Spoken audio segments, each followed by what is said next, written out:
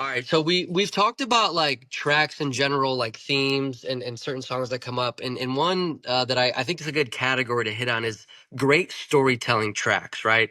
I think in hip Okay. hop you can go back to like Slick Rick Children's story, and him telling the children the kids the story in the bed. There's other songs, but one particular track from arguably my favorite artist of all time is Biggie's "I Got a Story to Tell." Okay. Yeah. So Yeah. so this is off the Life After Death, Life right? after life. Okay.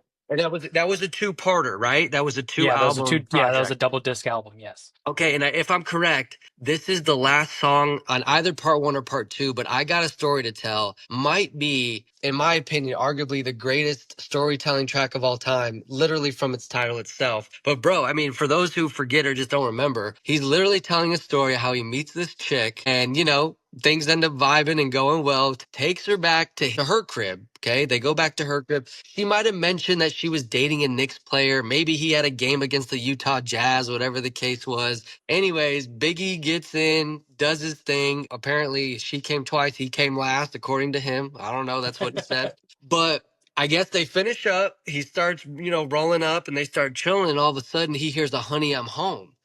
And dude is coming home. Now, she made it sound like maybe he had an away game. I don't know. But apparently, it Right. was. It was home that night. Knicks came home early.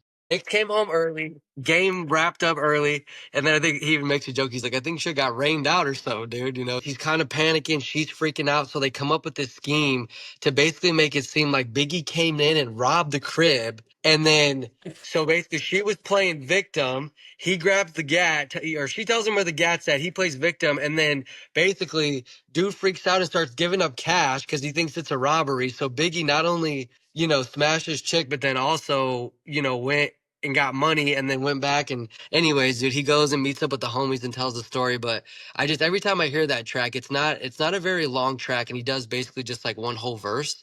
You know what? That's crazy because I feel like messing around with somebody's girl is kind of like a very prevalent thing of like the past 10 years. It's one of like the main common concepts of rap music right now. And what's funny is I feel like that's probably takes the cake of the best story of not only sleeping with your girl, but then to make sure it's not you see me, it's like I'm going to rob your crib and then you're giving me all your money. So I'm getting paid to basically mess with your girl and dip out, and then you have to worry about the whole mess that we just made over here.